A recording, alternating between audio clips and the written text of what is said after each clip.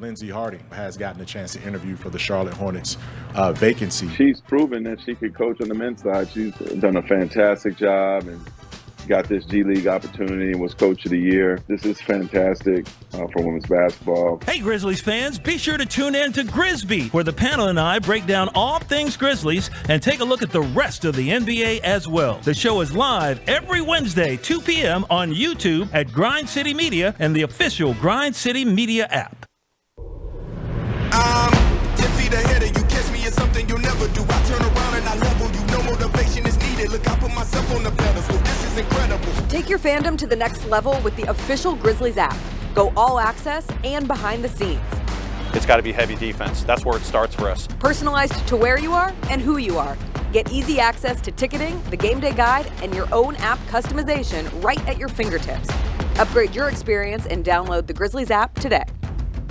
I moved, I have a house now, house maintenance. That's true. Oh, homeowners association. Homeowners association. That was what your mom wanted to talk to me about. She was so proud that not only are you on the homeowner association, that you go to the meetings and know every issue. We've had speed bump problems.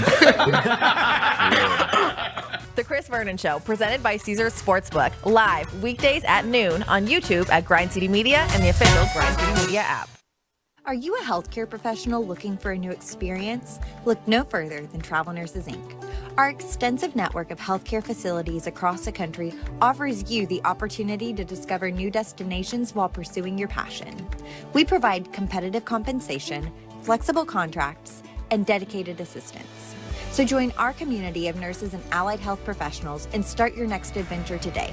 Visit our website at travelnursesinc.com for more information.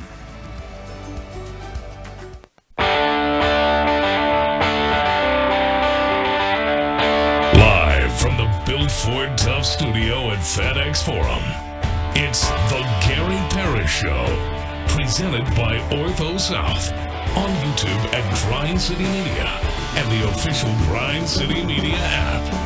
Now, here's your host, Gary Parrish.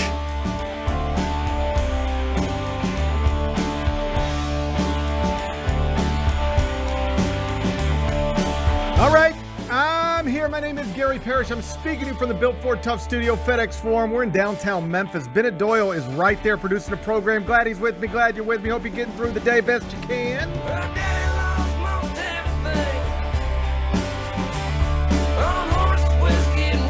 And I hope if you ever find yourself in a tie game in the final seconds against the Denver Nuggets that you do anything, to get the ball out of Jamal Murray's hands. Because if not, you too might find yourself eliminated from the NBA playoffs. It happened again to the Lakers last night, so they're done. What's next for LeBron? We'll talk about it momentarily. First, so quickly, let me set today's schedule for you. In the next segment, about 20 minutes, Chris Vernon is going to join me. He, of course, is the host of the Chris Vernon Show, weekdays noon, Grind City Media. I'll talk NBA playoffs, all things association. Chris Vernon going to be here in the next segment. Finish talking to him, take a break, come back, do 5 more things you need to know, at which point we're going to discuss 5 previously undiscussed stories. Among them, the Kansas City Chiefs and Travis Kelce have agreed on a 2-year contract extension worth $34.25 million. It'll make him the highest paid tight end ever. I'll give you the details in about 40 minutes. It's now official. July's fight between Mike Tyson and Jake Paul going to be sanctioned as a professional boxing match in the great state of Texas. I'll tell you more about that in just a bit.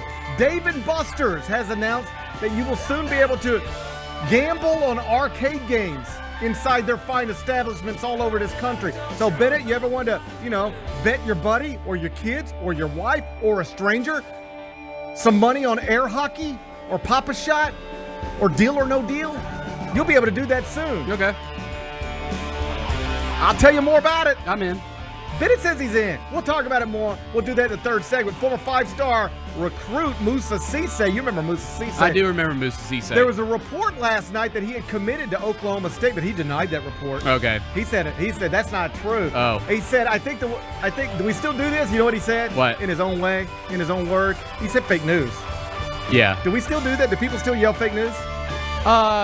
I haven't heard as much recently, but November's right around the corner, buddy. November's right around the corner. I'm a little clocked out on everything. Yeah. I stopped caring about stuff as much as I used to, so I don't really know what people do anymore. But Moussa Cisse, he said fake news last night. Memphis is still reportedly in contention. We'll talk about that a little later on in the show. And UConn continues to reload in an attempt to make a run at a third straight national championship. I'll tell you who the Huskies added yesterday afternoon during a segment we call 5 More Things You Need to Know. Then we'll do GP's carryout, and we'll call it a day. So that's the rundown, Bennett. We got a lot to get to, but I did want to start with the 2024 NBA playoffs because we are now – are you keeping track? We're 10 full days into the 2024 NBA playoffs. Man. Feels like it just started yesterday. Feels like it just started yesterday, but we're 10 days into it now. After last night's schedule, we had 2 franchises advance, while 2 more, and this is just the way it works. If 2 franchises advance, then by definition, 2 franchises, their seasons have to come to a close. Final score: Thunder 97, Pelicans 89. So Oklahoma City completed the sweep to advance into the second round of the Western Conference playoffs. For the first time since 2016, New Orleans' season is over. I saw this on a graphic last night. Zion Williamson is now the only lottery pick from that 2019 draft who has never played in a playoff game. Wow, man. Wow. I mean, that is I think the Thunder still win that series, but I think it's actually a series if he plays and is healthy. It could have been competitive as it was. It was not. Oklahoma City moves on. Final score late night, Nuggets 108, Lakers 106. So the reigning champs advanced in 5 games to set up a series with Minnesota that's going to start Saturday. And the Lakers, they're done. Thanks to, once again, Jamal Murray, game-winning jumper. Another dagger in Denver, exactly 1 week after Jamal Murray buried a jumper at the buzzer to lift Denver to a 101-99 victory over the Lakers. This 6'4" guard, he played 1 year at Kentucky. He once again buried a jumper in the final seconds to lift Denver to a 108-106 victory, this time over the Lakers. Kyra's got it queued up. If you don't mind, let's just all enjoy it together. Difference of 2 seconds, the game clock and the shot clock. Worst case scenario, we're going to overtime. Jokic a screen, Murray to try to break the tie. I mean, what are you going to do? They both went with him. James, a bump, a feed. What was that? What are you doing there? What was that? That looked like the end of a college basketball game. Yeah. That looked like the end of a college basketball game. I think if you're LeBron, you got to kind of hang on to that one. There's nothing out in front of you. I'll tell you what you got to hang on to.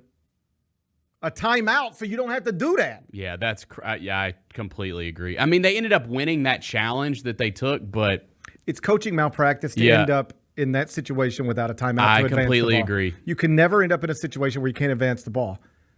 Like, what are we doing? I know, man. Like there's I think 3.6 on the clock. It's plenty of time if you got the ball. It's not enough. It's not a lot of time if you got to take it from coast to coast. Right. You advance it. It's plenty of time to get what you will get a whatever shot. You want. Yep. Not whatever you want, or maybe whatever you want. But you can draw it up. You'll get a shot. You can reasonably put a play on a dry erase board and say we're going to take a shot to try to win this game or extend this game. But they didn't have a timeout, so it is what it is.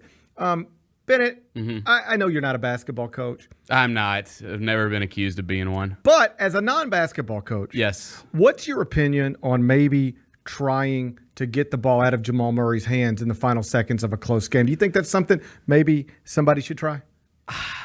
I mean, I think the defense looked pretty good. They both went with him, by the way. They both went with him. Honestly, AD dropped too far, didn't really have an opportunity to contest.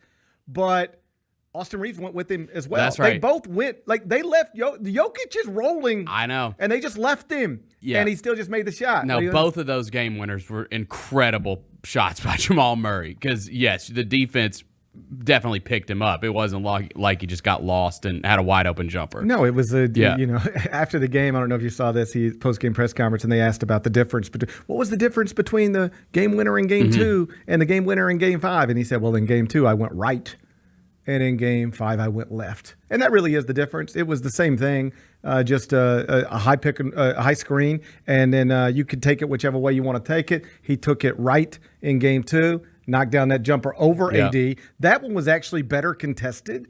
This one, he went left, and when AD got into that drop coverage, he just left him room, and Reeves couldn't truly contest. But both players went with him, and he did what he's done, which is just make big shots on big stages. He's fabulous. Not 82 games during the regular season. I mean, he's great, but he's not considered when you start putting lists together. Dude, he's never been an all-star. One of the best players in the world, one of the best guards in the world. Like, he doesn't really make those lists. Right. But then it seems like every April, May, we get to this stage, and there's Jamal Murray making one big play after another, one big shot after another. So he did it again last night. And then, of course, we get post-game press conferences, and all the attention was going to be on LeBron James because, as we talked about throughout this week and even heading into the weekend, given that if the Lakers would have lost this weekend, that would have been the end of their season. But they wanted to extend it to set up that late Monday night game. But as we've been talking about for several days now, it's not crazy to think that what we watched last night might have been LeBron James' final game in a Lakers uniform. And I guess, you could throw it out there as a possibility. Maybe LeBron James' final game ever. He is 39 years old. He just completed his 21st season. And even though he did complete his 21st season in a way that is statistically overwhelmingly better than anybody else has ever done in year 21 in the NBA, he is 39 years old, and he has battled like lingering ankle stuff and this and that. And it takes a toll. And he, touched on most of that last night. There's a story at ESPN.com that posted overnight that details how even if he isn't going to retire now, we're not going to be doing this 5 years from now. Right. Even though he is still playing at a high level, he doesn't want to continue to do this for another 5 years. It doesn't sound like. So with all of that as the base of every conversation that's happening late last night and into today, LeBron James, I guess, might as well ask him. He's in the press conference, and he was asked, have you taken a moment to even consider that maybe this is could be your final game with the Los Angeles Lakers? Here's how that back and forth went down last night. Tonight, was there any thought at all that, this could have been your last game with the Lakers? I'm not going to answer that. Appreciate it. He said, I don't have an answer for you right now. There's a better way to do that.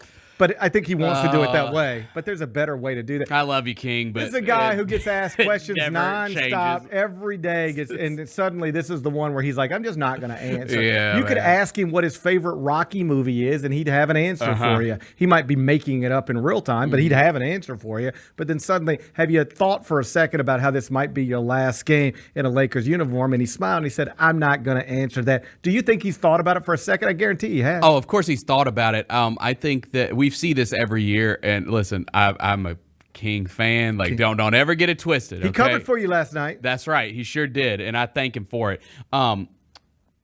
He does this every playoffs. Yes. When they get eliminated, he wants to remain in the story a little bit. And so this always happens where they get eliminated and it's a, press conference where it's kind of everything's up in the air. He doesn't really give you the answers you're looking for. And so then you get weeks of LeBron speculation on top of the NBA playoffs. This is how it goes. Yeah, and this is one where some of it is drama queen stuff. I get it. But it's LA, man. It's Hollywood, dude. I do think some of it is he needs to maintain as much leverage as he can throughout this entire process. For sure. If he's trying to accomplish what it appears he might be trying to accomplish, which, let's just take him at his word. What has he told you his dream is? He's told you his dream is to play with his son. Play with his son, yeah. That's what he said. Yeah. You see the reports overnight from Shams Charania? Mm-hmm. The Lakers are open to drafting Bronny James if it is something that would make LeBron James more willing than he otherwise might be to remain in Los Angeles. That's where we're headed. Dude, if I'm the Lakers, and who knows where he got that from, but if I'm them, I would not have given that to Shams, because now if I'm another team in the league and I know where this is going and I want to do some manipulation, I'm taking Bronny. Like if he's there in the second round and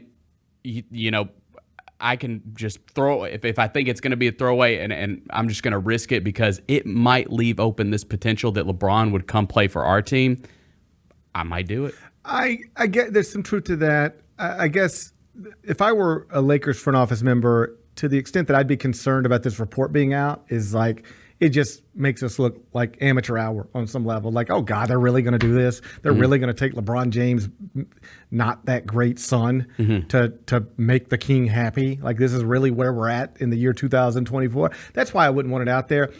In terms of, well, now everybody knows you might do it, I would assume if Shams or Woj or any other reporter can get close enough to that to report this is what they are seriously considering doing, then the other organizations already know they're seriously considering doing it. These agents all talk to every organization. All these people know each other. You might have saw yesterday there was a comment from Stephen A. Smith, and he did one of those things that I guess you can do on TV and on radio and podcast. I mean, I'm sure I've done it myself. It's not the type of thing you do in print too often, but he just sort of threw it out there, like prefaced it by saying, I ain't talked to Devin Booker in a while, and I don't know what, and I'm sure he'll deny it, but like everything I'm hearing is he really wants to get out of Phoenix and go to New York. Yeah. And then immediately, you know what, like 3 other people with NBA ties were like, yeah, I've heard the same thing. So it's one of those deals where if Shams is hearing LeBron really would like the Lakers to draft Bronny and they're willing to do it, other people have heard that as well. So I don't know that that's where we're going, but it certainly seems like we are moving, I think, in a direction where I would put it more likely than not, he's just going to be back in LA, and it'll probably be with his son alongside him, or at least possibly with his son alongside him. Because if you start listening to what some of the basketball insiders are saying, and there was a big story, Dave McMenamin at ESPN.com that posted overnight, just all of the sourcing on it. There's 2 things that come out of, like, I'll be honest, I fell asleep last night very early. I woke up in the middle of the night, watched the end of that game. So I didn't see it live. But I woke up, watched it. I know everything that happened. I'm reading about it. And all of the sourcing that's come out after Denver eliminated the Lakers late last night seems to suggest this. Darvin Ham is done. Oh, for sure. He's gone. It's over for him. And the Lakers are not convinced they're actually as far away as you might think or others might think. You know what the Lakers are saying? We went 23-10 in the final 33 games of our regular season. That was the 5th best record in the NBA over that span. This season, yeah, LeBron played more games than normal, and Anthony Davis definitely played more games than normal, but Gabe Vincent only played 11 games. Jared Vanderbilt played 29. Christian Wood only played 50. So is it obvious that the Lakers as currently constructed aren't good enough to beat Denver? Of course. They're like 1-12 against them in the past 13, right? Right. But here's the thought process that seems to be coming out of that front office. Do you really blow up a LeBron James-led team because you can't beat the Denver Nuggets? Because if everybody holds themselves to that standard, like we're just the team that got eliminated by them each of the past 2 years. So it's like you're not good enough. But we were in the Western Conference Finals last year, and then they beat us, and then they won the title. And this year, we were competitive in games with them, but they did beat us in 5 games. So the series wasn't competitive, but the games largely were. But if you start as an NBA franchise, this is what they're saying in LA, I'm telling you. If you start as an NBA franchise saying we can't beat the Nuggets, so it's time to do something dramatically different, well, then who's not blowing up their team? The Celtics, maybe? Right. Who? Maybe the Timberwolves, because we'll see. But who? Like maybe the Thunder, because like, you know, we're growing into it. But how many teams, if you asked them right now, are you good enough to beat the Nuggets? Can honestly say, yeah, I think so. 2? Probably so. The Celtics. I mean, I'm sure Minnesota thinks they. Well, that's what I was going to say. They were competitive I was with going to say them. it's Boston and Minnesota. Yeah. Who else can honestly? I'm sure Oklahoma City would say it, but whether it's true or not, I don't know. They don't want that. But I'm sure they would say it. So how many teams can honestly answer that question? I think it's Boston and Minnesota right now. Yeah. So this is what they're going to end up doing in LA. I bet you. They're going to say, we aren't close to Denver, but we think we are close to everybody else and better than most everybody else. And we can tinker around the edges, tell LeBron, we'll draft your kid, but you got to go start recruiting. And let's figure out a way to get a better third best player and tinker around the edges and just make another run at it and hope that with a new coach and better health because they did miss the Lakers. They had the 6th most missed games of any franchise in the NBA this year. Like, it wasn't Grizzlies but it was bad. So we stay healthier. We have a new coach, tinker around the edges, find a better third player, and maybe we're not good enough to beat Denver, but maybe next time we won't have to run into them until deeper into the playoffs. Yeah. And if we do, we'll be better equipped to maybe handle it. And there's always, you ready for this? Michael Porter can get hurt too. Mm-hmm. Nikola Jokic can get hurt too. Jamal Murray has gotten hurt. Right. And so, let's just worry about the Denver problem. Let's not, I guess I'll bottom line it this way, and then we'll get what Vernon thinks about it. Seems like the Lakers are, based on everything I've read and heard, and they're gonna settle on this.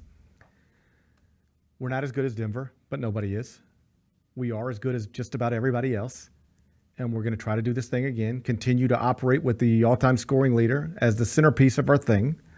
And if we happen to run into Denver again, we'll worry about that when we get there. But there's a long time between then and now. And there's always the chance that somebody else can knock them off and we never have to deal with them, or they get injured and they're not what they appear to be, which is soon to be possibly back-to-back world champions. I don't think that's crazy. I don't think that's a crazy approach. And I don't know that it'll work, but when your options are what? Move on from LeBron James? Watch him leave for nothing because he can opt out of his contract? None of those are great options. Like, it's possible there's no great options for LA moving forward. No great ones. But then you can start picking between the other ones.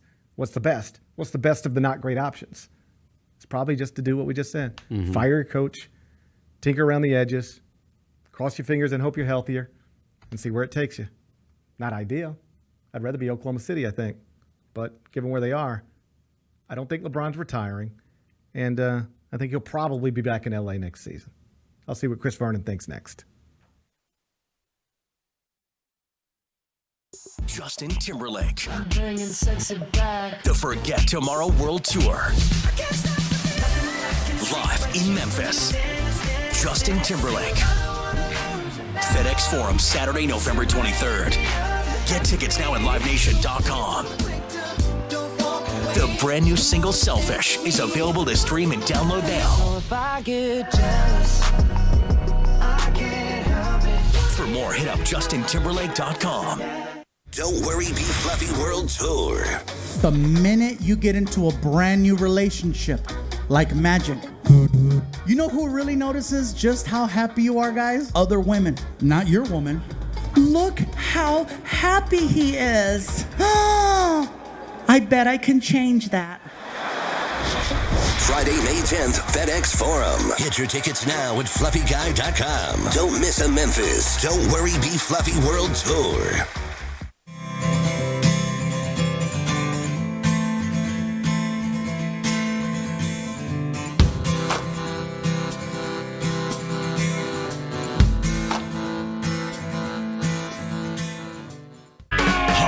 Royal Flush Tour 2024. November 14th, FedEx Forum. A journey through the hits and timeless classics. The iconic band returns with special guests. Jason Bonham's Led Zeppelin Evening.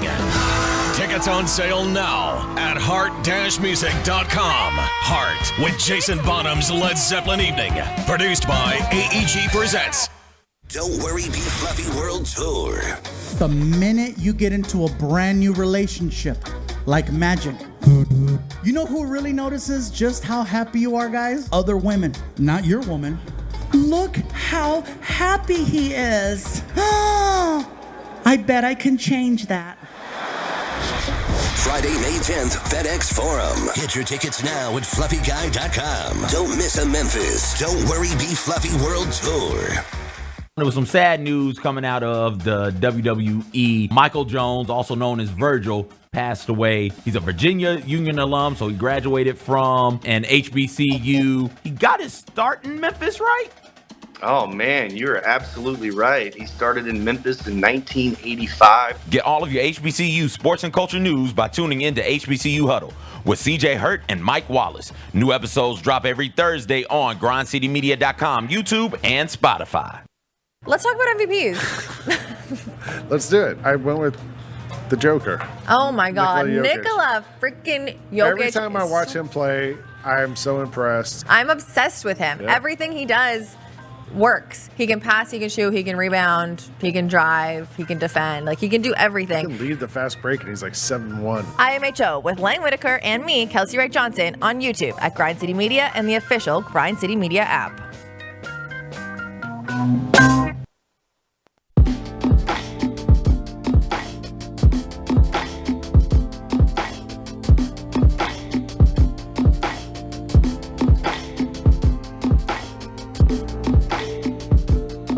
Welcome back, Gary Parrish Show. We're presented by Ortho South inside the Built Ford Tough Studio. And look who's inside the Built Ford Tough Studio. It's Chris Vernon. It is I. He, too, is Built Ford Tough. Are That's you right. Built Ford Tough? Yeah, I'm built for it tough, but I'll tell you this, you are lucky I'm not wearing a Jamal Murray jersey. God, he did it to my king again. He's a king killer.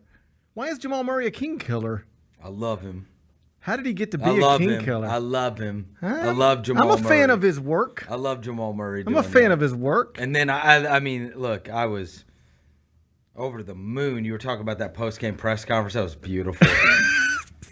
Did you think about this being your last game as a Laker? And then he does the sly smile. I don't want to answer that. Kings don't have to answer your questions. Well, Kings don't have to answer everything you want who to asked answer. that stupid-ass question? Yeah, who asked that question? You can't just ask King Charles anything you want. Like, can raise you? your hand first. Can you? You can't just ask King Charles anything you want. I can't Why do you believe think he you didn't get to show ask up in King a boot. LeBron? I can't believe he didn't show up in a boot like he acted like he broke his hand after he lost to the Warriors. I thought he was going to show up in a boot. How about when he collapsed into the stanchion and then within 2 seconds, House of Highlights and everybody on Twitter's like, pray for LeBron. Well, you do need pray for LeBron. Well, you got to be kidding me. Him and Anthony Davis were off the charts. Like, this is like everything was great. Laugh if you want to. Pray for LeBron. Laugh if you want to. I'm not here to tell you what's funny and what's not. My God. But this is a perilous time for Kings. Oh, I know. King Charles is dealing with a cancer diagnosis. That's right. Yeah. And King LeBron is 1-12 against the Nuggets. They're close. They are so close. They've won one freaking game in 13 tries. They might not ever win, but they can be competitive. I tell you this, they can compete. Hey, you want somebody to play the Nuggets close? I do. That's your guy. I do. Bring him. Run it back. That is your guy. guy. Run it back. All right. Listen. In all seriousness, because here's the thing: we've reached this conversation with the Lakers and what's next and how close are they or not. And I include you in this. There are smart basketball people who totally disagree with each other. This is one where. If people in college basketball right now, if you were to ask 10 college basketball people, so you think Kansas is set up? You'd be like, yes, they're loaded. They should win the national championship.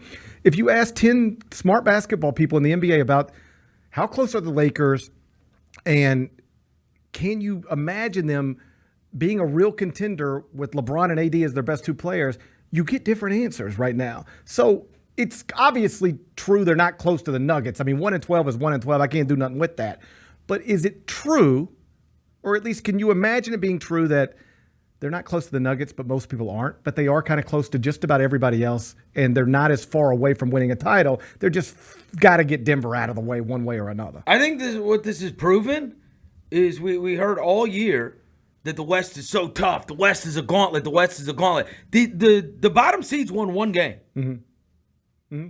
So what kind of gauntlet is it? So being in the play-in sucks. I agree with that.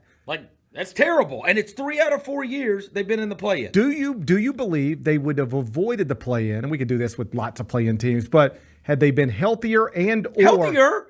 They'll never be as healthy as they were this year. They had the 6 most missed games in the NBA. They had their 2 best players. Those guys played a lot, but they're Hall of Famers. Who cares about that? Christian Wood, awful. Gabe Vincent, who cares? But those are players that people thought were going to matter. Jared Vanderbilt has mattered. None of those guys are starters. But they matter. You would argue they matter. They're not the big difference between, especially when you got 39-year-old LeBron James and usually broken down AD playing they played more minutes this season than they have the last 2 seasons combined. No, I agree with you on this point. I don't know that you can reasonably expect. In fact, it's probably unreasonable to expect you'll ever get that many games combined between AD and LeBron again, right? But the rest of the roster, you can reasonably expect you'll be healthier elsewhere. Here's what I tell you. The league's changed. LeBron James can't be your best player anymore. And Kevin Durant can't be your best player anymore. Do they know that? They don't know that, and it's going to be hard. It's going to be a hard transition. That's a hard transition. It's a hard thing for somebody like that to realize. Of course it is. Right. But, I mean, again, you can build your team around that if you want to. That's fine. And then you can come back. We'll do this again next year. They'll blame the supporting cast and they'll blame the coach. And I'm telling you that right now, having your team built around a 39-year-old guy, or look, Kevin Durant and LeBron James are two of the best 10 players probably to ever play in the league. Certainly LeBron's one of the top 2, and then Durant is probably a top 10 player of all time. He's 10 to 15. Yeah, and Durant can't win anything. Right. And he can't get you home. Right. Like the same way Anthony Edwards took over a game. When did you see Kevin Durant take over a game? Golden State. Yeah, I mean, it's been a while. With Brooklyn. He took over in Brooklyn, Sure. but I'm saying this year, we just watched him play in a series. You just kept waiting for it. Like, when are you going to take over? It's not. It's not it. And he almost seemed not, I don't want to question anything, but you reach a point in your career where it doesn't hurt as much as it used to. Yeah. To lose like that. Look, and it seemed like he had reached here's the deal, Gary. The LeBron and AD era in LA is a massive disappointment. They won one phony title. That's it. Phony title. Well, I mean, they got to sit out for 2 months and then go play in front of a bunch of fans. Who cares? It's ridiculous. They put a trophy on the table and I the didn't Lakers see a took parade. it. Did you see a parade? I had my own parade. They're still wearing masks, actually, in L.A. They can't even have a parade 4 years later. Their mayor's happy about the damn in-season tournament. Damn. You know what I mean? They're doing the best they can out there in California. I mean, it's just been a colossal disappointment, those two. And I think a lot of Laker fans are ready to move on, honestly. So okay. What is the better option than running it back? Is there a better moving on option? Yeah. Look, obviously, you could still have Anthony Davis on your team. But in terms of being in the LeBron James business, I don't think necessarily, if you want to just, sell some tickets and be disappointing at the end, go ahead. Stay in that business. But you think they get Trae Young, that's going to make a big difference? I would not pursue Trae Young. Yeah. I would pursue somebody, but it would not be Trae Young. Yeah. I don't believe in him as a winner. Yeah, I mean, I just don't know. The defensive numbers with Trae Young are historically bad. Yeah, worst of all time. Well, and we are in now a shooter's league. You see these teams pace and space, and it's the kickouts and everything else, and it's that's 2 non-shooters. Yeah. It's 2 non-shooters. Right? That are your 2 best players on that team. And so, I don't know. I mean, look, I loved seeing them getting their ass kicked. I know you did. But let me ask you amazing. this. Let me see if I can pull you to a direction you don't want to go. Because you fight me here. Let me see if I can get you somewhere. They stink. How many teams in the West, if you started a 7-game series against the Lakers tomorrow, would you take over the Lakers? Denver, obviously. I'm assuming Minnesota. Who else? After what I just watched? After what you just watched. I mean, I would have thought that the Thunder would not be able to deal with them because of the size, but after what I just watched, I'm not so sure about that. That's probably a toss-up series. Okay, so we got 2 for sure and maybe the Thunder. Anybody else? Mavericks for sure. Mavericks for sure? Yes. For sure? For sure. Clippers for sure. Clippers for sure? Yes. Even without Paul George, he's hurt. Yes. You know that. Clippers without Paul George. Not Paul George. Kawhi Leonard. Yes. The Clippers without Kawhi Leonard, you would take over the Lakers. Yes. Bennett, how you feel about that? Did you watch? Absolutely not. Were you there Sunday? I was not there Sunday. No, I mean, were you watching it? No. Oh, okay. Luka was hurt. Huh? Luka was beat up. I'm aware. Did you see the Clippers? They were up by 31. And then the Mavs came back on their ass. And it's Ty Lue. But that was a game. The Clippers have beat the shit out of the Lakers over and over and over and over again the last 3 years. What are you watching? I know you're not. You're not watching it. But if you were, you would know the Clippers have boned them. My larger point is this. How many teams are reasonably better than the Lakers as currently constructed? And if the number's not that big, then are you really making a good decision to say, we're not as good as Denver, so let's start over? But is that just fool's gold because you just happen to meet up with Denver? Would you have gotten beaten by somebody else? You might have gotten, this is my point. You might have gotten beaten somebody else, but you might have, had you avoided Denver, ended up in the Western Conference Finals again. I mean, that's look, my point. If the Grizzlies weren't injured, they would have beat the Lakers last year, and then we're having a totally different conversation. You thought they were going to beat the Lakers anyway. Come on. You kept saying I did not believe they were going to beat the Lakers last year. Buddy, I've listened to enough Ringer podcasts. I did not think that's true. Don't make me Go direct ahead. message Kevin O'Connor. In fact, I was furious that that's who they drew because Minnesota got the game away in the play-in because he's the play-in king. He is. And then they ended up facing the Grizzlies. And the Grizzlies didn't have Brandon Clark and they didn't have Steven Adams. And they had to run Xavier Tillman out there. And it was too much. And Ja got hurt. I mean, if they would have gotten beat by the Grizzlies last year, we're not even having this conversation. So you can do the how close are they? We'll sit here, mark my words, we'll sit here a year from now and we'll be making the same excuses. And their coach will get fired and their role players will be replaced. My only point is, wherever they land next year, I'm not certain there's a move that doesn't involve keeping LeBron James as your centerpiece that actually gets you any closer to wherever regardless of how far you are, I don't know how a non-LeBron James team gets you closer. But we don't do this with any other team, do we?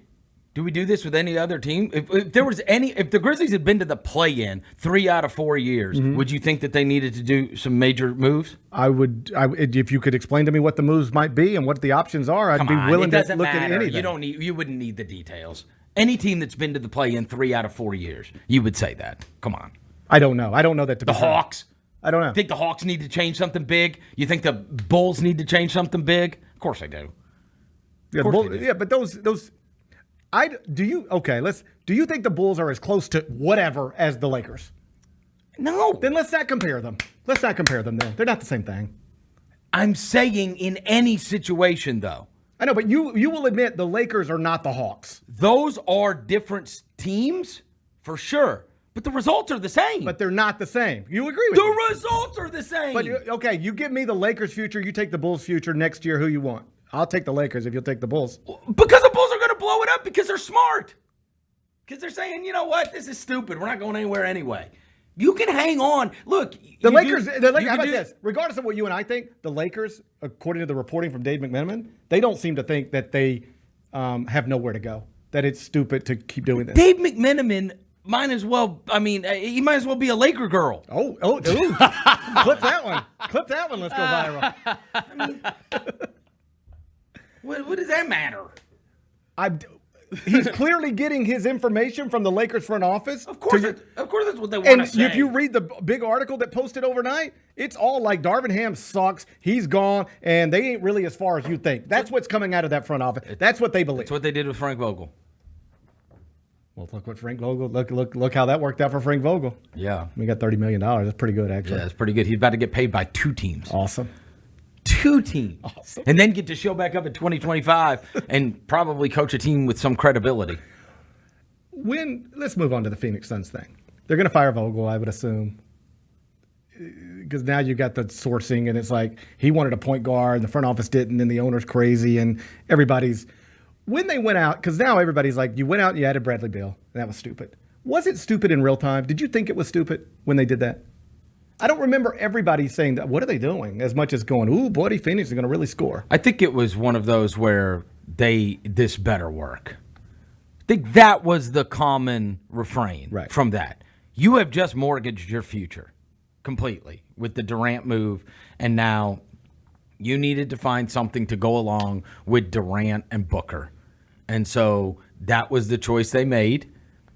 I think at the time, most people were skeptical, but obviously when you're adding a player of that caliber, it's like, all right, let's see how this works. You're not going to be able to have much else, and you have decided to fly into the second apron. So not only have you mortgaged your future, you're spending $1 bazillion on this team. It better work. And then it didn't. So what do you And now? so now it's a disaster. They they don't have any way out except to you move run KD. it back. No, they don't have any way out except to move KD. They don't have any way out of it. That's literally their only chance. Would you consider moving Booker, or just that's crazy? No, I would not. Right. I would not. I mean, you've got a superstar in his prime. Right. You can't move him. Right. And I know it's ridiculous to think about KD going somewhere else again, but there's no market for Brad Beal. You have no assets. Right. There's nothing on your roster you can get anything for. So what are you doing here? Right. Now, they can maybe convince themselves that, that they need to be healthy.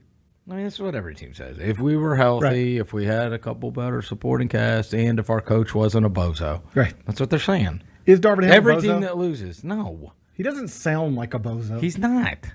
He's not a bozo. It's the most thankless job in the world to be LeBron's coach. Right. Because if you win. Who came out good from it? Seriously. Ty Lue, maybe. Ty Lue. Yeah. That's it. Yeah. Ty Lue's the only one. He got a title, and people actually do give him some credit for that. And then LeBron was gone, and they fired him. Right. You know what I mean? Right. And now, nobody else came out. It's just a matter of time. Right. Because if you lose, it's your fault, and if you win, you get no credit. If you win, like he you were did mentioning, the Lakers. Spoelstra, obviously. In the Lakers. Spo. Yeah, but he tried to run him out. That's true. Yeah, They Pat tried Riley to get rid had of him to early stand up on. to Yeah. him. That's right. Everybody thought he was a bozo. Yep. Right. Everybody thought he was a bozo. He's the best coach in the NBA. Right. And it's like, if you win, you get no credit, and if you lose, it's all your fault. Right. It's thankless. It's the worst. You just mentioned they're, one of the things in the article that they mentioned, they're 23-10 down the stretch. Right. Okay, does Darvin Ham get any credit for that?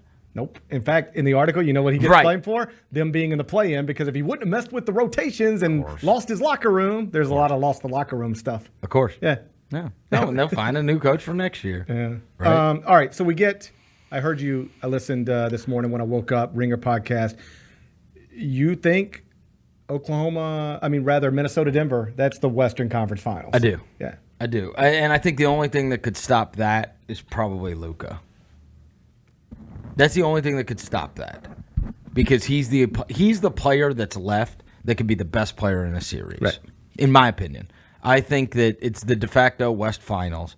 And so whoever comes out of Denver, Minnesota is going to move on. Obviously, Denver will be heavily favored. I also think Oklahoma City is going to get beat by either one of the two that come out of that. I think they're going to lose to the 4-5. Mm-hmm. I just think that that's the trajectory of young teams. We went through it. Everybody goes through it. It's hard. And I think they played a nothing in that first round. That New Orleans team was despicable. They never scored 50 points in a half. Right. That's outrageous. It's outrageous. Right. I'm sorry, 51 points. They never scored over 50. They had a 50-point half in the whole series. Well, there's another one. They got to figure out what to do.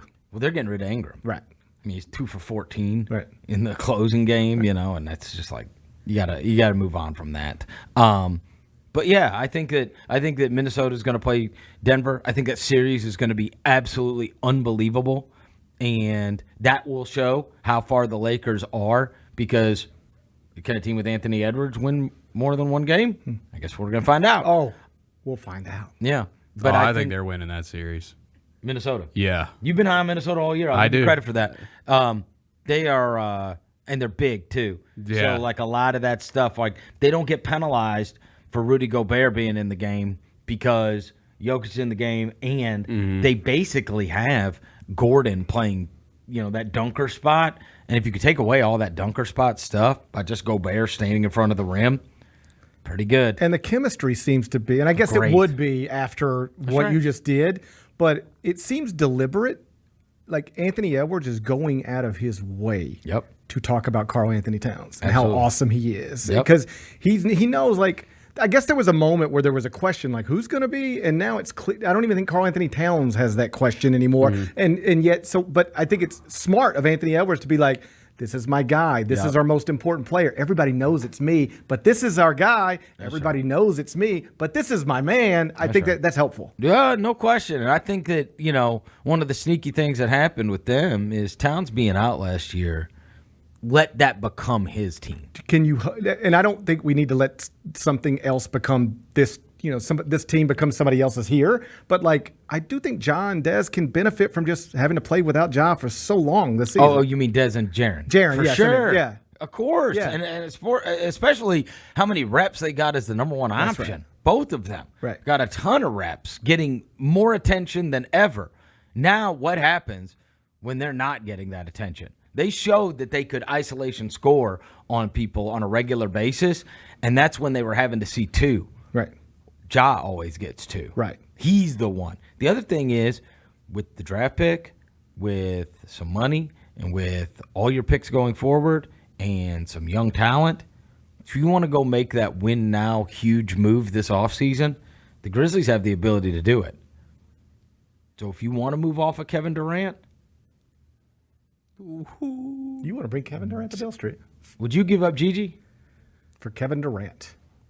I would have to. Yeah, I think you got to do it. I think you got to. I think you said. I mean, it'd obviously be a ton of picks. Because I heard you're probably doing salary filler. You know what I mean? You might have to move off Smart or something like that. But I mean, like that would be your starting small forward. Because I heard you talking about it yesterday, like the trajectory is not really the same. Like it's if you want to win a championship right now, it's obvious it's Kevin Durant, right? Yeah. I mean, I would seriously consider it and probably have to do it. How about this is one of those where They talked to Brooklyn. This is one of those when it was a thing. This is one of those where if you ask, because we're so close to it, we see GG and we are excited about the trajectory. You're like, I don't know. I think if you ask somebody who ain't from Memphis, of course, is like, what are you talking about? But what I am saying is, you do have. They need their picks back for the future. Right. You have all 7 of your first rounders, right. And you do have young talent. Right. So if you wanna restock that with some draft picks, and bring me Kevin Durant. I'm just saying. Would you use this? If I told you that if you took Bronny with the 7th pick, you would get LeBron James, would you do it? Yeah. You would? Yeah. Of course you would. Because that's the only way you're getting him here. Yeah, and I still don't know if you could do that. It would be funny as hell. But I would do that, of course. Why wouldn't I?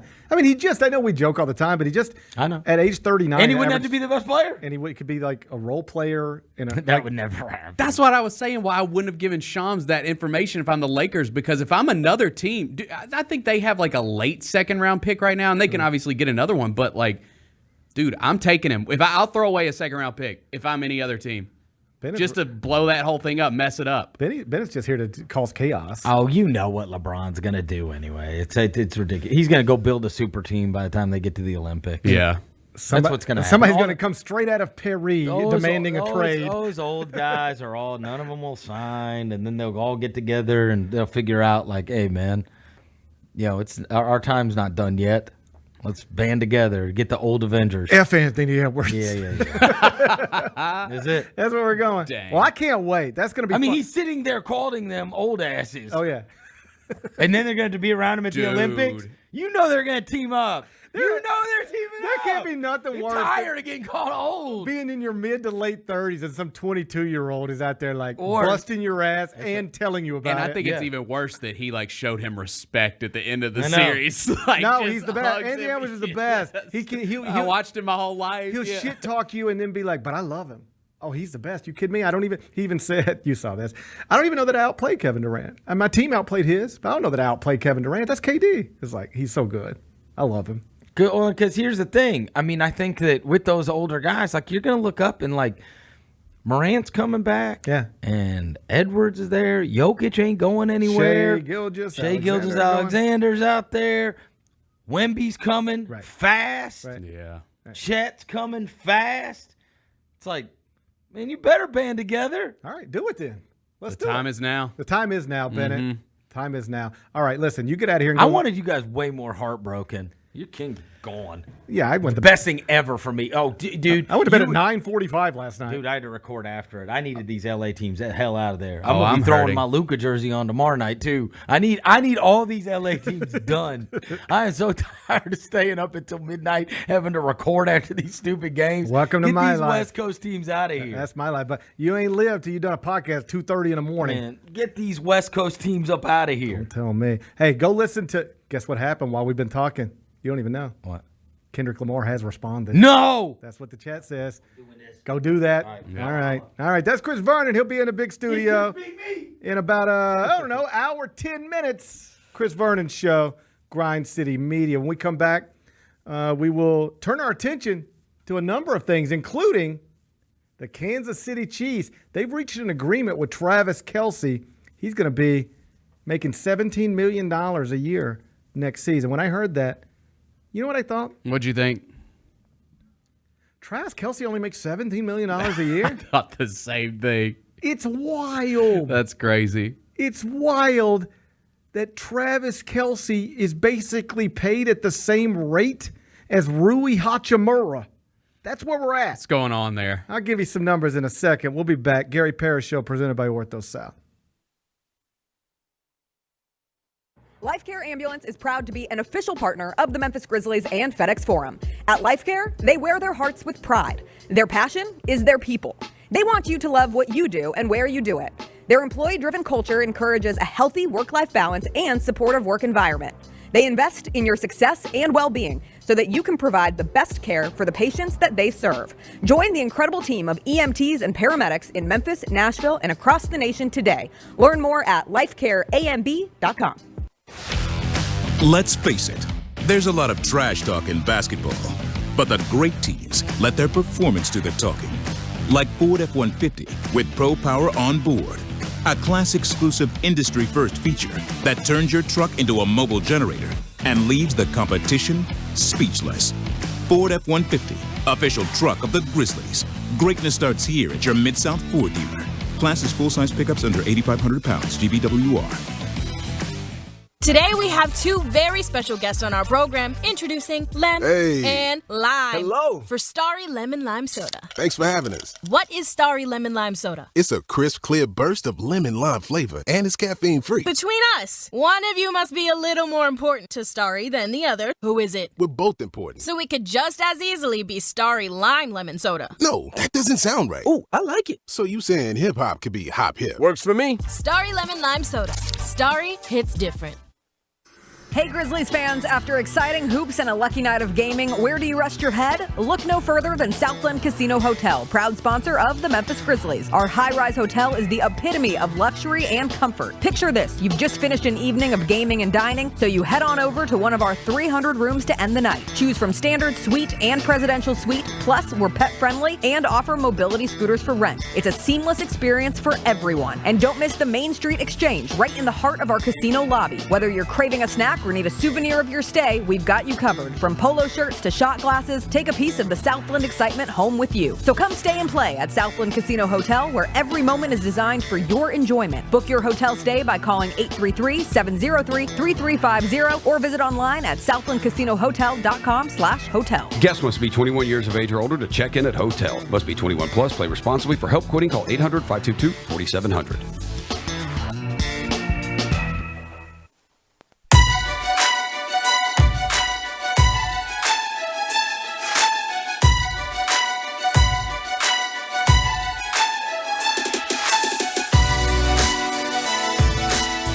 Orthopedic injuries can be unpredictable, unforeseen, and unscheduled, and Ortho South understands this better than anyone. Since your injuries don't make appointments, you don't need to either, and that's because Ortho South welcomes walk-ins during the weekdays, in the evenings, and even on Saturday. So next time an unforeseen injury makes an unscheduled appearance in your life, visit orthosouth.org to find your nearest urgent care location. Just walk in, and Ortho South will take care of everything, especially you. Learn more at orthosouth.org. That's Ortho South at orthosouth.org. Now, I got 5 more things you need to know. Number 1. Travis Kelce has signed a 2-year contract extension with the Kansas City Chiefs.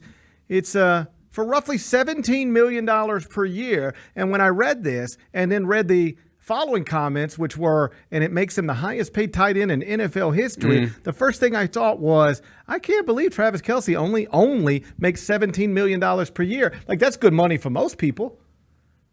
But just when I say Travis Kelce makes $17 million, does that seem low to you? Yes. What a wild situation. Yeah. NFL contracts are pretty wild, dude. Steph Curry makes $52 million. Right. Okay? Steph Curry led the NBA. Now, there are football players who make way more than $17 million per year, but here are some basketball players who make $17 million per year. These people made roughly the same amount of money this season playing basketball that Travis Kelce, arguably, if not undeniably, the greatest tight end in the history of the world, will make next season as the highest paid tight end ever. Tim Hardaway Jr., Marcus Morris, Jonathan Isaac, Markelle Fultz. Travis Kelce basically is paid at the same rate as an NBA role player. Isn't that wild? That is really wild. So why is this? I think there's two obvious reasons. I mean, the NBA players are probably better at bargaining. Well, there is some thought that the Players Association in the NBA is stronger than the NFL Players Union. Union. That's clear. And so they have a better the NBA players have a better players union. Yeah. And that seems to play a role. The other one is obvious, I guess, roster size. Yeah. Sure, that makes sense. I mean, you got more players on an NFL team. It's like roughly four times as many players that you have to employ. But when I read that, I was like, $17 million to Travis Kelce? That's pretty crazy. It seems like nothing, but it's not nothing. It's awesome. That's what tight ends make. Yeah. I would just assume you're a very important part of a Super Bowl. And he's a little older. Oh, dude, he wasn't the best tight end last year. No. No. I think he he might have been fifth in touchdowns among tight ends, and Kittle, I think, led in receiving. So, and he didn't get to 1,000 yards for the first time in a long time, but he obviously was terrific in the playoffs. Had a wonderful Super Bowl. Got him a girlfriend. He did get that. And now he's making about $17 million per year. I guess it's fine. Of course it's fine. When I heard that, my initial thought was, should one of the most famous players and best in the world, in what is the biggest sport in our country by far, really be making the same amount of money as Rui Hachimura? No. I'd say no. I'd say no, too. I'd say no. But you know what? That's not my problem. Get back to the bargaining table. Got to get back to the bargaining table. Yeah. Congratulations to Travis Kelce. Good for him. I assumed he should be making more, but you know what? It's none of my business. How long is the deal? Do we know that? It's a 2-year extension. I got you. So it's going to take him into his late 30s, and obviously playing that position in that sport, that's not an old man's game. No. But has anybody ever been this good at this age? You tell me. It's him and LeBron. It's him and LeBron. Mm-hmm. Two kings. Kings in their own way. King Kelce? King Kelce. That's actually a sick name. Why haven't we done that yet? Why has he not done that? Crazy. Branding. What are you doing? Yeah, King Kelce. King Kelce is nice. King Kelce is nice. Instead, he goes with what? Killer Trav? Is that his nickname? Something like that. That's lame. I thought so too. Sorry, Trav, Yeah. but I'm surprised that didn't cost him Taylor Swift on some level. Like somebody says, "Hey, there's this football player. He wants to date you," and you're like, "Who is it?" And they say, Travis Kelce. And she's like, "Yeah, I think I know who that is." And they go, "Yeah, Killer Trav." You'd be like, "What? Hold up. Killer Trav? It's What? odd. Is he a grown man? Is he an adult? Is he in his 30s?" He's actually one of the oldest players in the league. Okay, Yeah. and he still calls himself Killer Trav. I don't like it. I don't like it. I don't like it either. But it's none of my business, Bennett. No. You know what? I'm trying to get to a point in my life where I just worry about. Yeah, I got you. Just right here. Anything that happens outside of here, I don't need to let it get to me too much. I'm not saying I'm perfect at it, but I'm trying. Yeah. And this is one of those things where I'm going to do it. I'm offended on Travis Kelce's behalf, King Kelce, but you know what? I'll let his Players Association fight for him. It's not my job. Number 2. Hey, you heard we got a fight coming up. Mike Tyson and a Paul brother. Oh, I've heard. And it was now announced yesterday. It's going to be a professional boxing match, like legitimate boxing match. I love it. It will go on Mike Tyson's Wikipedia page, just like the Buster Douglas fight and the Evander Holyfield fights and every other fight that Mike Tyson had. But it will not be constructed similarly. Typically in a professional boxing match, 12 rounds, 3-minute rounds. This time we're doing 8 rounds, 2-minute rounds. Does that provide an advantage for the 57-year-old? I think so. Mike Tyson. I think it does a little bit. I still think, again, I don't think this thing's fixed by any means. I still think he's probably going to lose just because Jake Paul and the Paul dynasty knows what they're doing. But I don't know. It gets my hopes up. I'm in that. The reason I'm excited about it, the reason I want to see it is why a bunch of other people want to see it is because you want to see Mike land that punch and knock him out and shut him up. That's what everybody wants to see. I'd love to see it. Yeah. Here's the thing. If that were the likeliest scenario, this wouldn't be happening. It would not happen. And Jake Paul wouldn't do that to himself. I don't know if you saw the interview, like TMZ caught up with Oscar De La Hoya, and they were like, hey, so it just got announced. Mike and Jake, it's going to be a professional boxing match sanctioned in the state of Texas in July, 2-minute rounds, 8 rounds. There will be an actual winner and an actual loser. It won't be like, all right, that was fun. No, somebody's going to win. Somebody's going to lose. There are going to be judges, a ref, the whole deal. Somebody's walking out of this a winner. Somebody's walking out of this a loser, barring a draw or some other weird thing. Yeah. Right? And they asked Oscar De La Hoya about it. You know what he said? I'm worried about Mike Tyson. Like, Jake Paul is a real fighter. Like, he's not a traditional boxer, and I wouldn't put him in a ring right now with a top 3 guy at his weight class. But would I put him in a ring with a 57-year-old? Yeah, it's like you don't know what it's like to be 57 years old. Right. Like I couldn't move for a week. True. I couldn't move for a week within the past week because I tried to catch a ground ball at the age of 47. Now, I'm not Mike Tyson. But I am 10 years younger than Mike Tyson, and I hurt myself all the time just doing normal stuff. Like I hurt myself tying my shoe sometimes. I'll reach down to tie my shoe, and I'll go, God, I just pulled a muscle. Yeah. Trying to tie my shoe. That's pathetic. I don't think we are, you and I don't think we're properly appreciating exactly what it's like to be 57 years old in a ring with maybe not the best fighter in the world, but a competent fighter who's in his 20s. That's a recipe for not great stuff. I'm not optimistic. I'll be watching. I'll be watching too.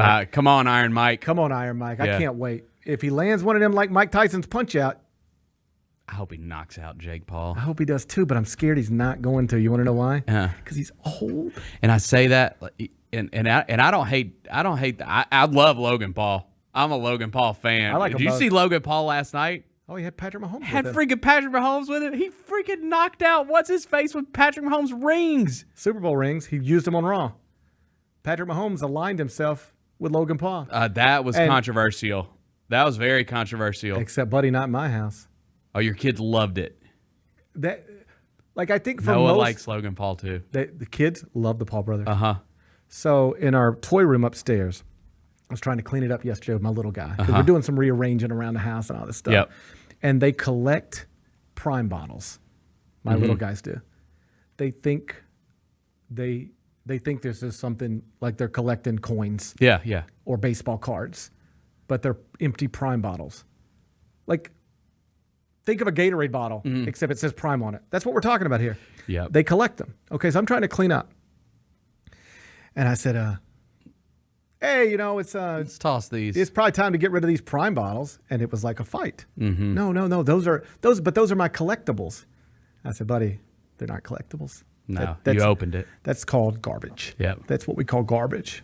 And he's like, no, these are rare. And I said, they're not rare. And he's like, yeah, but there are rare Prime bottles. And I said, I don't know enough to argue with you about whether or not there are rare Prime bottles. I can't have that conversation with you. I'd have to do some research and come back. Yeah. I don't have enough information to argue with you about whether there are rare Prime bottles, but I'm comfortable assuming these ain't them. As a bit of a collector myself, I can confirm This is garbage. Once that seal's cracked, Yeah. it's done. That's the thing. Value. And I said, but he's like, no, these are rare. And I said, I don't think they are. And he said, but they are. And I'm arguing with a 7-year-old, so you know how this goes. And I said, I don't think they are. And we go back and forth on this, and I just had to leave him. Yeah. Because it would have been like he would have cried if I would have tried to take them away. He likes to show them to people. He has all these amazing. Oh, that's cool. He has all these amazing things. But the thing that makes him most excited is his rare Prime bottles. And I'll say, where'd you get that Prime bottle? And he'll say, got this one at Walgreens. And I'll say, well, then it's not rare if you got it at Walgreens, because that's not where they sell rare things. That's where they sell Snickers and deodorant, things you can find anywhere. Prime bottles, for instance. He's convinced they're rare. Yeah. My kids love the Paul brothers. They ask, you'll get there. They ask to go to the store Like when we're in the car. Every day you pick them up from school. Hey, can we stop by the store? You know what they want every time? Prime bottles. Yes. I don't even know if they like Prime. They just want the bottles because Yes. they're cool looking. Because they're cool looking and the Paul brothers are cool. Yeah. So when you see that last night, I think you might go, what is Patrick Mahomes hanging out with Logan Paul for, right? Do you know every kid in America was like, that's the coolest thing you could possibly see. That is like if when I was a kid, Michael Jordan was hanging out with Axl Rose or some crazy stuff like that. That's what that was. Big moment. It was awesome. It was awesome. He's the best heel in WWE right now. The best. It's crazy. Dirty Dom. Dirty Dom ain't got nothing on Logan Paul. I like Dirty Dom. Logan Paul, that dude knows what he's doing. And the thing last night when they were doing the draft, here we go, like getting all into the freaking wrestling stuff again. When they were doing the draft, who's the guy that he brings out, the YouTube star? I don't know those people. Yeah, I don't know. I know. Or is he a Twitch star? I'm He's a figure, Twitch or YouTube star. I know they Yeah. fall under that umbrella, but I can't. I can't pick them out of a lineup. So they're announcing the draft pick, and the guy that's with him is like just excited and like, and now Raw selects blah blah blah blah blah. And you can tell Logan Paul, it's an awkward moment because Logan Paul is trying to piss off the crowd while the guy that's with him is trying to just like have fun and be a people pleaser. And so if you go back and watch it, you could tell Logan Paul's like, all right, dude, stop. Like I'm the bad guy. Let me work my magic here. He's good. They're good. I respect the Paul brothers. I know why they drive some people crazy, but like they're obviously talented and gifted and they know what they're doing and business savvy. They know what they're doing. Yep. I can't wait for the fight. I can't wait either. I'm worried about Mike Tyson, though. I don't know if it's going to go well. Do it for the old guys, Mike. Do it for the old guys, Yep. Mike. Number 3. Hey, you ever want to gamble at Dave & Buster's? I mean, and probably. I hadn't thought about it too much, but now that you mention it. Well, hey, I got good news. If you want to, you'll be allowed to soon. You know how you ever been to a Dave & Buster's? You familiar with Dave & Buster's? I have been to a Dave. Well, no, I don't know if I've ever been to a Dave & Buster's. I've been to like a Dave & Buster's type place though. Okay. Right. So I've been to Dave & Buster's. It's games, there's food. All that. Yeah. All that stuff. And it's like Chuck E. Cheese, but without Chuck. Got it. E. Cheese. Yes. They have other things. And it caters to adults and kids, right? Correct? Dave & Buster's caters to adults and kids. I think they cater to both adults and kids. Yeah. Because, they have one in Times Square. Mm-hmm. And every time we got the kids up there, like, that's where they want to go. They want to go to Dave & Buster's, yeah. All right, let's stop here for a second. Your kids want to go to Dave & Buster's in Times Square.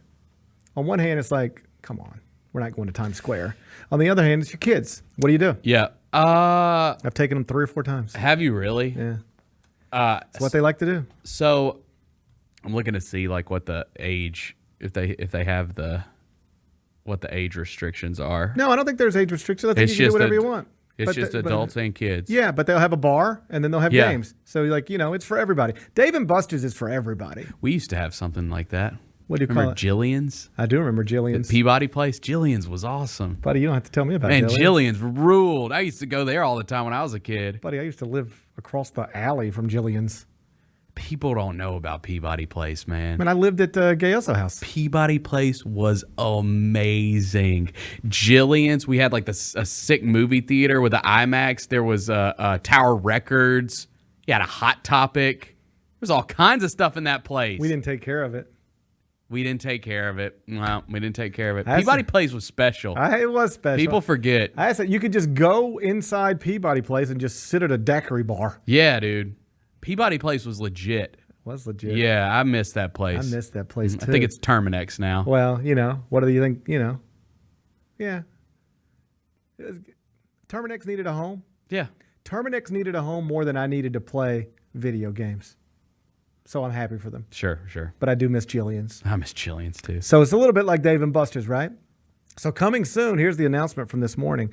Dave & Buster's, like you go there and you say, yeah, give me $50 worth of points on a card. Mm-hmm. That's the way they get you. You don't even know what you're paying for. Oh, I know, dude. You have no idea. The cards changed everything. Back in my day, we had some coins, and you could count them all. Yeah, hey, back in my day, hey, I want to play this game. It cost $0.25. Okay, I'm going to put $0.25 in and play this game. Hey, Dad, you got another $0.25?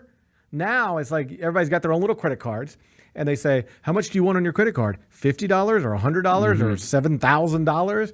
And you're like, I don't even know what any of this means. What does it mean? What do I get for $50? We can't tell you that. We can't tell you that.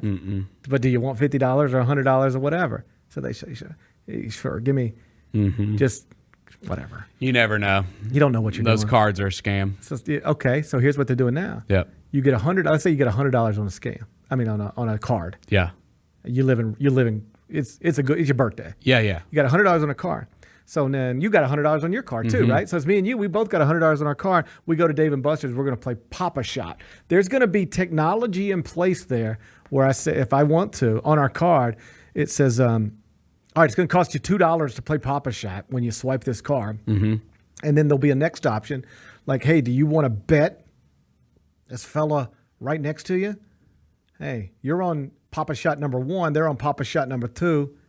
You want to bet $20? You want to bet $20 on our? So what will happen is after we play Pop-A-Shot, we'll both lose our $2 worth of points for playing Pop-A-Shot.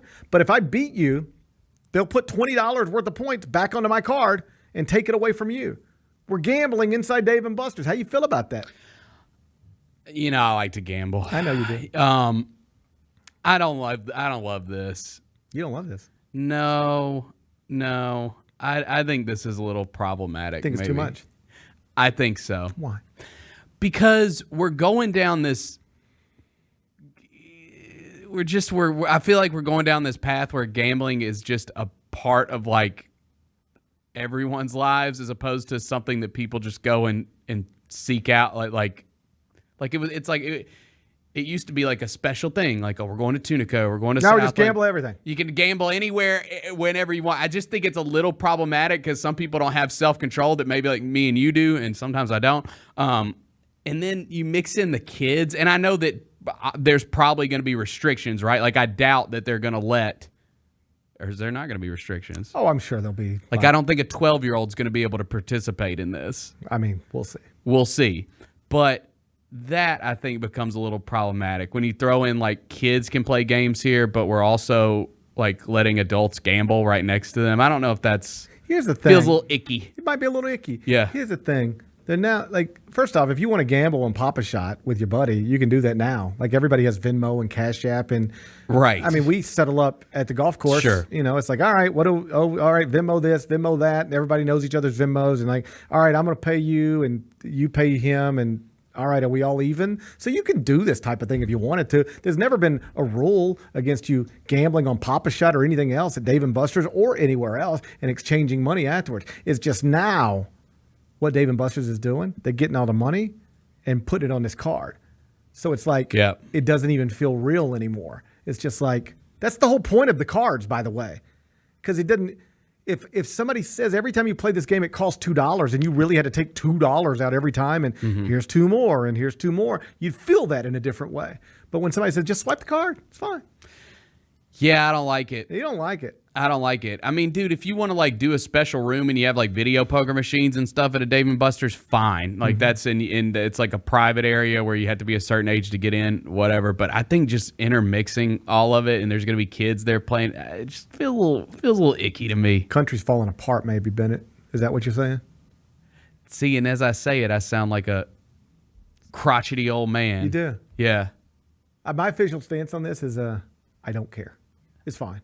We're gambling. I probably won't participate that much anyway. We're gambling everywhere anyway. So like Dave & Buster's seems like the next natural step in our gambling journey. Yeah. So if they're trying to get involved in it, seems like a good enough business plan. I wish them well, but I don't think I'll be doing it. If you catch me at a Dave & Buster's in a high stakes Pop-A-Shot match, something went wrong. Something went real wrong. I'll check it out. I'll check it out Who too. cares? Who cares? Number 4. Moussa Cisse. You remember him? I do remember him. Former Tiger.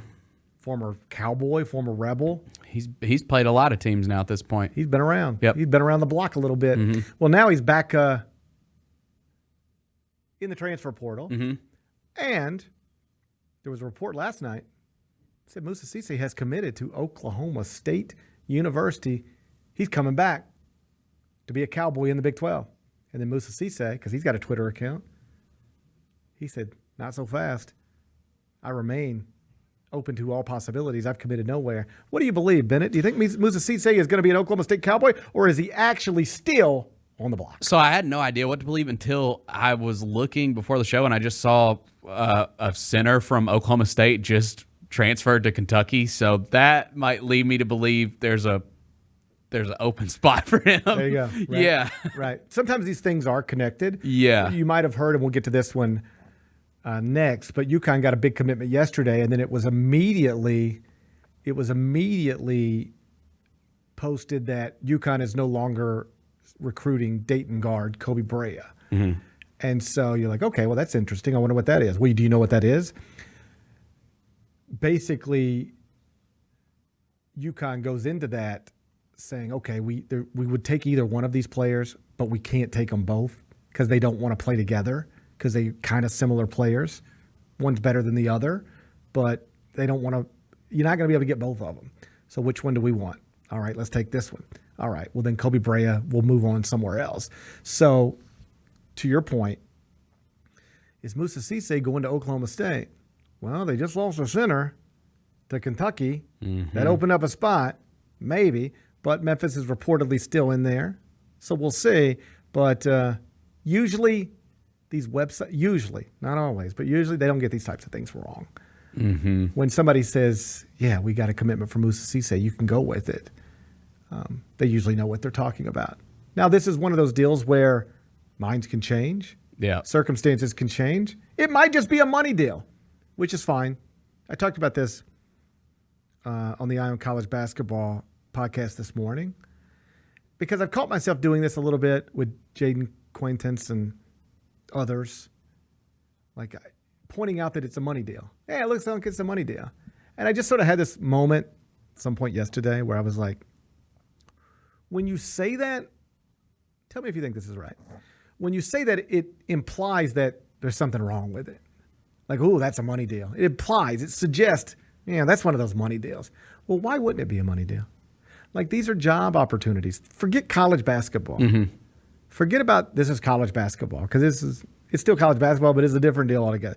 Think about every college basketball player in the transfer portal as a young professional pursuing a job. Mm-hmm. If you were either in college or coming out of college and pursuing a job, you'd make everybody aware. I'm looking for a job. Anybody interested in hiring me? That's essentially what you do when you get into the transfer portal. Yeah. You say, I'm looking for a job. Is anybody interested in hiring me? And then people who are interested might contact you.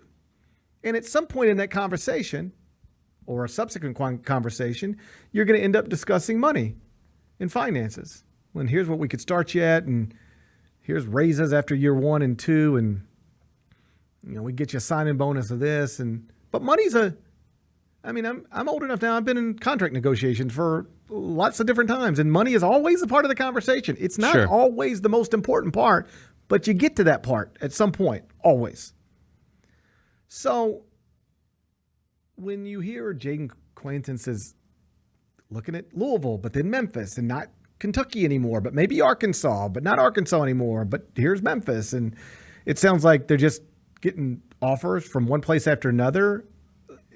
When you say things like, it sounds like a money deal, it implies that they're doing something wrong when they're not. They're doing the same thing any of us would do, or at least most of us would do. For instance, think of it in college basketball coaching. Just like we watch players move around nonstop now, we watch coaches move around every March and April too. Mm-hmm. So Danny Sprinkle's the coach at Utah State. And then Washington fired its coach. And Danny Sprinkle's from Washington, and it made a lot of sense. And there were reports very quickly that Danny Sprinkle looks like he may be the next head coach at Washington. And he was always going to be the next head coach at Washington once Washington opened. Even as he was coaching Utah State throughout the NCAA tournament, he already knew, I'm the next. As soon as this season's over, I'm going to Washington. It's over. Mm-hmm. He knew at least a week before Utah State's season ended. And then he takes the job. And here's my point. I don't remember anybody saying, oh, Danny Sprinkle, Utah State, now moving to Washington. Must have been a money deal. You just don't even say it. It's like, well, of course it was a money deal. Like, why wouldn't it have been? He was working in the Mountain West, and now he's, got the University of Washington job. Of course it's a money deal. Like, yeah, it's probably a better job and other stuff matters. Home state, all that. But What is the biggest factor that lured Danny Sprinkle from Utah State to Washington? Money. Mm-hmm. That's it. Everybody is okay with that, as they should be. So when we talk about players, and I'm trying to hold myself to this a little bit more, talk about it plainly and, like, don't imply anything. Oh, it's like you don't have to highlight that it might be a money deal. Just assume they all are, because they probably should be. Yeah. They're not all, but money is going to play a factor in most of these things, and it will be the determining factor in lots of these things. And if that's true with Moussa Cisse, then I don't blame him one bit. Right. We'll see where he goes. Number 5. Speaking of UConn, Aid Mahaney, that's who they got from St. Mary's. Former top 100 recruit, All-American-ish level guard, although his freshman season was better than his sophomore season. But he did just help St. Mary's win the West Coast Conference regular season title and the West Coast Conference tournament. He commits to UConn. UConn moves on from Kobe Brea, who is now apparently going to end up at Kentucky with Mark Pope. I moved UConn up to number 4 in the top 25 and 1, version 16.0 now. I don't know that that's really the 4th best roster, because UConn is probably going to lose 4 starters, at least 4, maybe all 5, but at least 4. But they would bring back 5 of their top 9. They add a 5-star recruit in Liam McNeely, former top 50 recruit who spent the past 2 years at Michigan, and now Aid Mahaney out of St. Mary's. You give that staff the benefit of the doubt, they're going to have a real chance to three-peat as national champions with a totally different team. You can't reasonably argue that anybody is doing a better job right now than the job Dan Hurley and his staff are doing at UConn. And again, I don't think they've got the best roster, but they've got a roster that's going to give them a realistic chance to three-peat, and that's all you can hope for after you win a national championship for the second year in a row and then lose immediately 4 starters. Can we get this thing back to a place where we can, like, at least be in the conversation to maybe win a 3rd straight national championship? They've done that. It's not the best roster in the country, but it's good enough to give them a chance. UConn, not your favorite to win the 2025 NCAA tournament, but they do have the 3rd best odds in the country as currently constructed. Be back with the GP's carryout.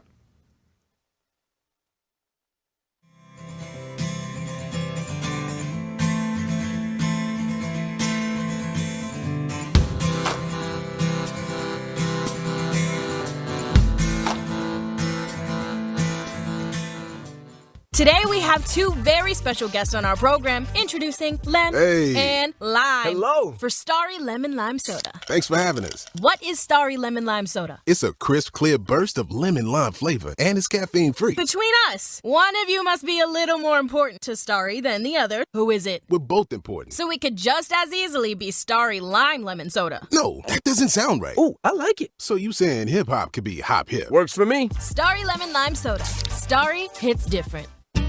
Now for a limited time, the new $1.99 crispy tender wraps are here at Sonic. Who could deny a crispy chicken tender with bold flavors like hickory barbecue and cheesy Baja? And we can't forget the crisp lettuce and melty cheese to make the perfect bite. Wrap yourself up with some TLC, tender, love, and chicken for only $1.99. Sonic $1.99 crispy tender wraps. Tax not included, limited time only at participating Sonic drive-ins. I will take High School Musical with my 5th and final pick because it is a sports movie. You do got to get your head in the game. I love High School Musical. I love musicals. Sports and musicals can coexist in this beautiful world. What a beautiful, beautiful movie. Even though High School Musical 1 is not even the best of the High School Musicals. Tune in to the Jessica Benson Show with CJ Hurt live every weekday at 8 a.m. on YouTube at Grind City Media and the official Grind City Media app. Don't Worry, Be Fluffy World Tour. The minute you get into a brand new relationship, like magic, you know who really notices just how happy you are, guys? Other women, not your woman. Look how happy he is. I bet I can change that. Friday, May 10th, FedEx Forum. Get your tickets now at fluffyguy.com. Don't miss a Memphis Don't Worry, Be Fluffy World Tour.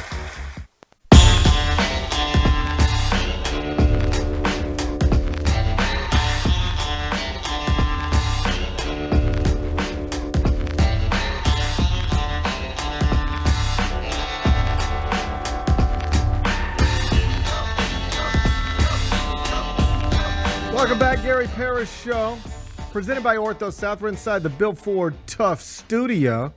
Gloomy days behind us, Bennett. It's nice outside today. It looks like it. Looks like it's nice outside today. Today, we might go for a stroll. I like that FedEx. I like it when they show that FedEx roof. Isn't that cool looking? They got a cool looking roof over there. Buddy. You been over there? I've been on that roof. You been on that roof before? I can't. They got cornhole. They got some chairs. I always see that people No, walk I up ain't been on that roof. Oh, I got you. But when it was Gibson Guitar Factory? Oh, yeah. I've been up there, too. I can't tell you the things I've done on that roof. Yeah, it was wild up there. But I remember. I was a part of I was there at the beginning. Yeah. I was there at the beginning of Gibson. I remember Gibson Guitar. Do you know my wife? Mm-hmm. And you know her. I do, yes. You've met her. Familiar. First ever hostess at the Gibson Guitar Factory. Really? Fact. You know when it was like the Gibson Lounge? Yes. You'd go there and have drinks and stuff? Yes. She was the hostess. Now it's FedEx. Shout out to FedEx. That building needed a tenant. Who came through? Fred. Just like always. Uh-huh. Fred and Richard, just like always. Yep. We owe them, you know? We sure do. We owe them a debt of gratitude. Yes, Probably a we lot do. more. I like that building. I can't tell you all the stuff I did on that building. I want to go over there. I'm going to try to make some friends over there. We should find some. Yeah. It'd be good to know FedEx people. I mean, I do know FedEx people. If that's what you're after, I could connect you. Can you? Yeah. Who do you need to know? I don't know. I Just can take you someone. right. I can take you right to the top. Feels like good people to know. You know. Yeah, it is. Yeah. That's my experience. Yeah. That's my experience for sure. What do you want to do? You want to go get on that roof? I can get you I on want that to roof. get on that roof. I want to shoot some bags on that roof. I can get you on that roof. Yeah. All right, let me talk to some people. Okay. Get you on that roof. Good. Buddy. We'll go for strolls and then go up on the Okay. roof. I'll beat you in Sounds cornhole on good. that roof. Sounds All good right, to me. let's wrap this up with GP's carryout. For GP's Carryout, one final segment filled with stuff to take with you. It's not everything you need to know, but it's most of it. What did we learn today? A whole bunch of stuff, but we mostly focused on our king. His season came to an end last night. R.I.P. R.I.P. to the king. Not really. Not really. But year 21, it's now in the books. And I know it didn't end the way a king would want. Kings are supposed to conquer. But is this true? Don't most kings, doesn't it kind of, it ain't great forever, is it? I think the history of kings, eventually it goes the other, Kings can't stay great forever. That's true. Not when they have subpar supporting cast. I think that's accurate. It's hard to be a king with a subpar supporting cast. Yep. We established this yesterday. Now here we are again. I think the most sensible thing for the Lakers to do isn't to move on from LeBron James. I agree with that. Thank you, Bennett. Mm-hmm. Our king hater. He tried. He ain't moving me off my position. He just has such disdain in his heart for our king that he can't. He tried to compare the Lakers to the Bulls and the Hawks. That's not a fair comparison, although I know they start the playoffs in the same place. I got it. Understand. But the Lakers are not the Hawks or the Bulls. Also, the East play-in tournament and the West play-in tournament are not the same thing. He knows that. He just has disdain in his heart for our king. Yeah. I don't have such disdain. I have hope. So what I hope is that our king gets his proper rest and that gets his proper coach. Because he needs one of them, it sounds like. Yeah. And then that's dropping soon. Probably today. Get any minute. Yeah. Any minute. And then, we'll run it back and see if we can play somebody other than the Denver Nuggets next. That's the worst thing going on with the Lakers, if we're being honest. They just keep running into the Nuggets. Got to figure out how not to do that. Yeah. I don't think they'll be running it back, per se. No. They'll retool that thing a little bit around the margins. They'll retool around the margins. Yep. They'll retool around the margins. They'll be fine, or they won't. They might not be. Year 22 for the king. It's right around the corner. Yeah, it is. What's today's biggest game? All right, Bennett. I got to talk to you for a second. What's up? I owe you an apology. I thought that I won on Friday. I had a feeling. I was like, wait, I could have sworn I won on Friday. I owe you an apology. Thank you. I hope I never get to a point in my life where I can't say, you know what? I was wrong. This is on me. I'm the one that needs to fix this. I owe you an apology. Okay. I'm sorry. Thank you. I miscalculated your record. I had you on the Clippers instead of the Mavericks. I had it all backwards. So, you did take Dallas last Friday. I went and checked the tape. You won that game. And that moved you to 107, 115, and 4. Negative 20.5 units. Better than where I was. Definitely was. Last night you had the Lakers plus 7.5. You covered that. So now your record's 108, 115, and 4. Okay. Negative 19.5 units. We're below the 20-unit threshold. We're back inside 20 units, Bennett. Okay. This ain't good, but it's better than we've been. And by we, I mean you. I ain't got nothing to do with this. Yeah, I got it. This is you. That's fine. These are your failures. Tonight, I don't care about the Eastern Conference playoffs anymore. Oof. But we're going to the Garden. Okay, let's go to the Garden. 6 o'clock TNT, Sixers, Knicks. Yeah. In Midtown Manhattan. What do you think the cheapest ticket tonight is? You ready for this? This is funny. Okay, cheapest ticket at MSG tonight. I'm going to say... Let's guess these games first. Okay. Magic Cavaliers, according to the secondary market that they put on ESPN's homepage. Yep. What's the lowest price you can get in to Magic Cavs tonight in Cleveland? I'm going to say $55. $25. Okay. That's low for... That's low.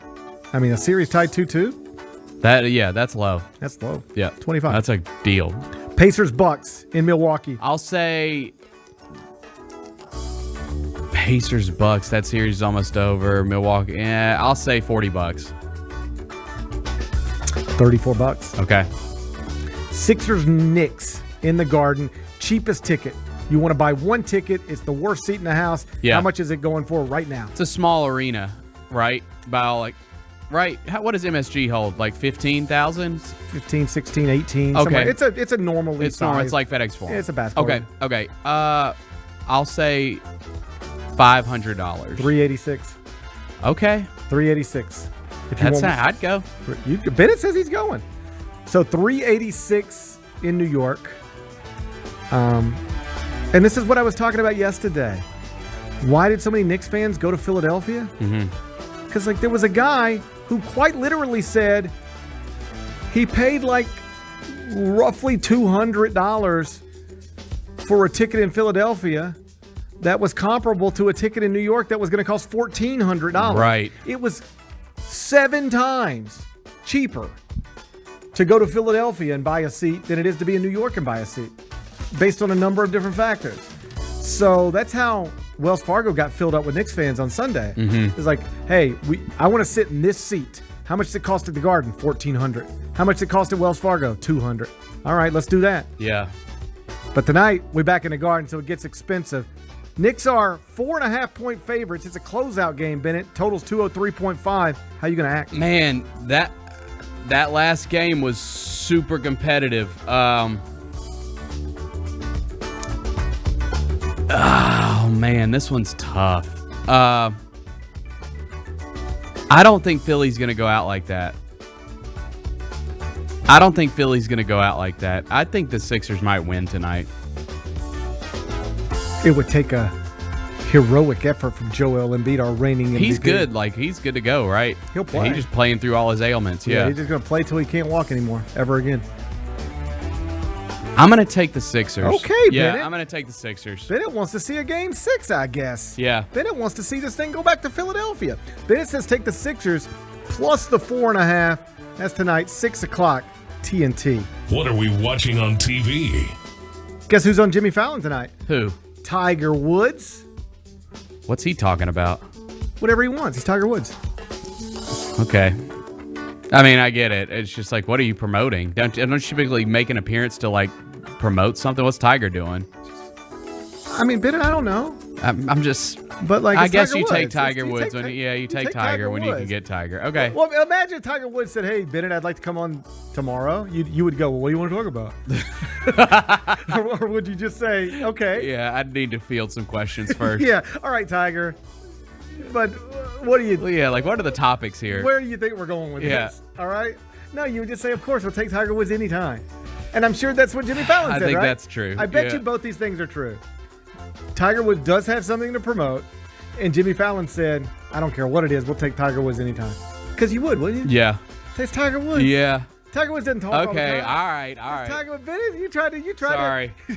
My bad, Tiger. Bennett tried to go with no guest over Tiger Woods. Sorry, Tiger.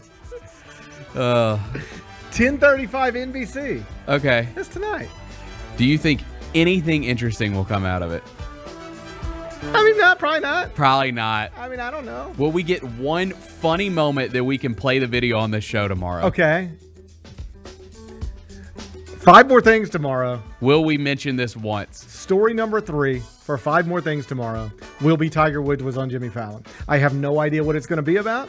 I have no idea what we're going to do. Good luck. But I'll find something. Good luck. I'm going to sit here with you, and you'll do your part. You'll go story number 3, and I'll say, Tiger Woods was on Jimmy Fallon last night, and you won't believe what he said. And you'll go, what? And then we'll play it, and we'll do the whole thing. Okay. All right? All right. We're going to do So don't let us down.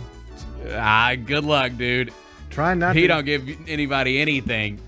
That's the problem with trying to ask Tiger Woods not to let you down. Yeah. He's been letting us down our whole lives. Yeah. You know? But I'm going to believe in him tonight. Okay. He's going to say something interesting, and we'll talk about it tomorrow.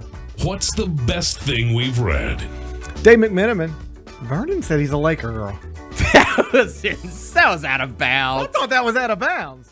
He is the He's the Lakers guy. He said he's a Laker girl. That's what Vernon said. That felt. He got a laugh out of me. That felt. Dave McMenamin. It's all in good fun. Dave McMenamin, that Laker girl, he's got a story up ESPN.com published overnight. What's next for LeBron James and the Lakers? If you just read it and you base your opinions on his reporting, and his reporting is presumably largely coming from the Lakers front office. Yep. Here's what it sounds like to me. Darvin Ham is fired as F soon. Yeah. And the Lakers don't think they're that far away. They don't think, they understand they just lost to the Nuggets in 5, but they don't think they're not convinced there's 5 teams in the NBA closer to winning a championship than them. They might be wrong, but they're not convinced they're wrong. So you're probably going to see LeBron James, Anthony Davis, and a bunch of other Lakers trying to stay away from the Nuggets next season as long as possible. That's good advice. Yeah, that's good advice. That's good advice. Dave McMenamin, ESPN.com. What's on tap for tomorrow? Tomorrow's Wednesday. Yep. Mike Wallace? Yes, I believe Mike will be here. I like talking to Mike Wallace. I like talking to Mike, too. Got a good presence about him. Mm-hmm. Makes you feel good. Doesn't Mike Wallace make you feel good? He does. Like, he just got every time I see him, I just feel like, just makes me feel good. Yep, me too. I like talking to Mike Wallace. I'm looking forward to that. We'll look back at the NBA playoffs, get ready for the NBA playoffs. I can't wait. Enjoy the rest of your day. I'm going to enjoy mine. We're going to meet back here tomorrow at 10. Till then, be careful, be kind, be good. Rep your hood.